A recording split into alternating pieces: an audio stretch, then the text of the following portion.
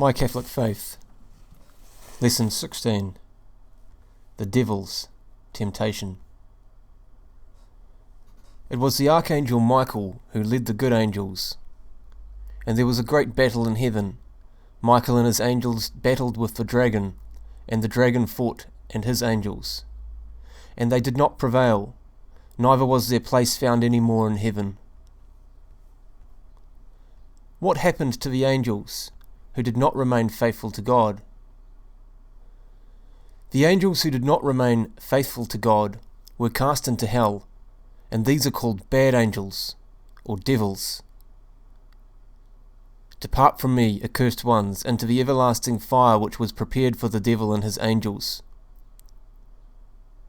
We also call them demons, or fallen angels, led by the most excellent of the angels created by God, Lucifer, or Satan. The bad angels refused to obey God when he tested them. Their choice was final, and God cast them at once into hell. How have you fallen from the heavens, O Lucifer? You said in your heart, above the stars of God I will set my throne. Jesus said, I was watching Satan fall as lightning from heaven. God did not create devils, but glorious angels. The rebel angels turned themselves into devils by their sin. By one grave sin, these angels of light were condemned to hell for all eternity.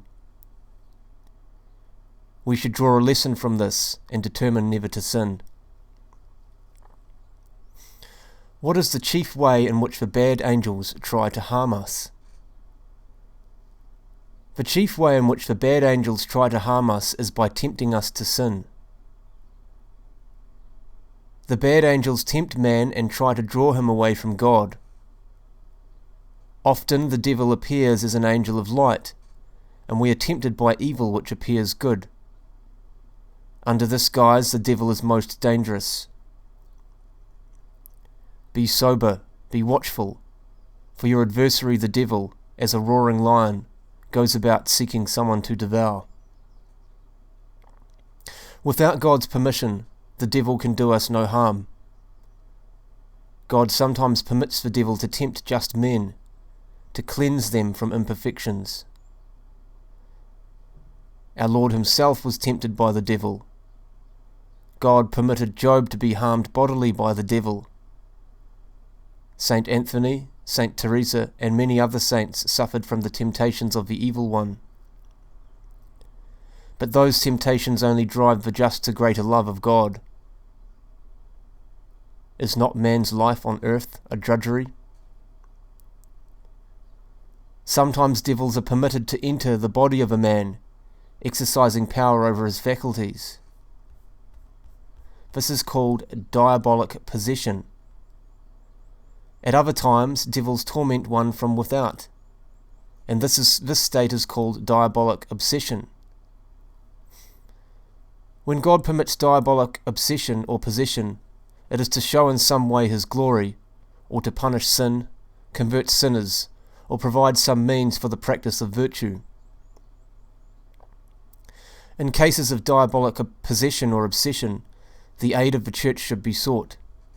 For the Church received from Christ the power of exorcism.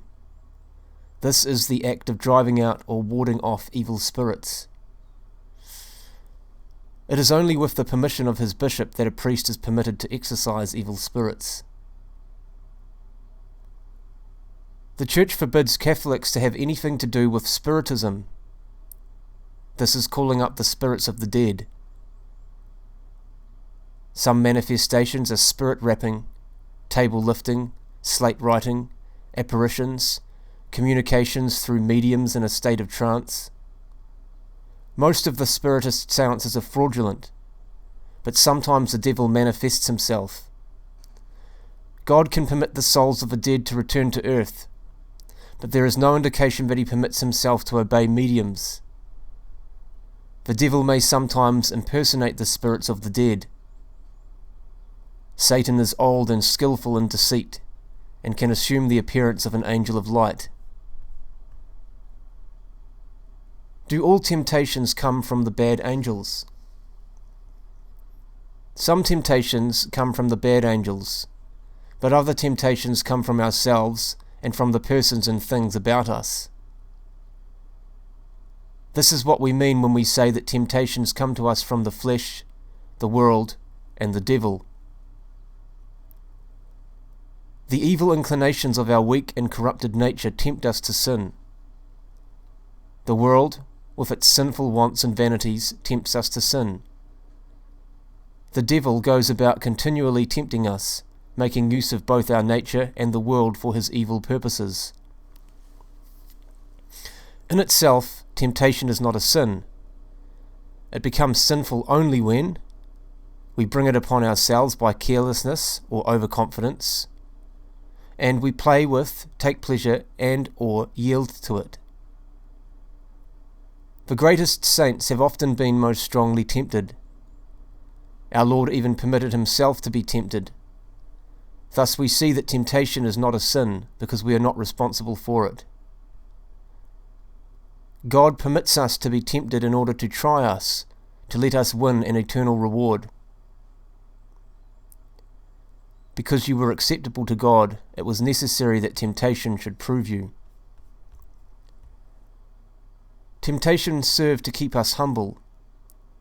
God permits all mankind to have temptations, but never temptation beyond their strength to resist.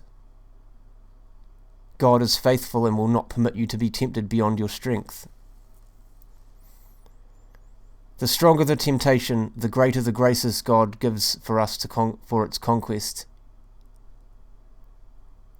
The conquest by the saints of wicked temptations have made them greater saints. Christ himself was tempted by the devil, to gluttony, to avarice, and to pride. He wanted to show us that by resisting we may rise to greater love of God. Can we always resist temptations? We can always resist temptations because no temptation can force us into sin, and God will always help us if we ask him. The length of time during which a temptation persists does not make it sinful, if we continue resisting it. A temptation may attack us all our lives, but as long as we fight it or pay no attention to it, as long as we do not yield, we commit no sin. We have not been conquered, and God will reward us for the good fight. No temptation can do us harm if we obey God's laws and keep away from sin. If we resist, temptation will flee from us. Our lot for all eternity depends entirely on ourselves. God votes for heaven.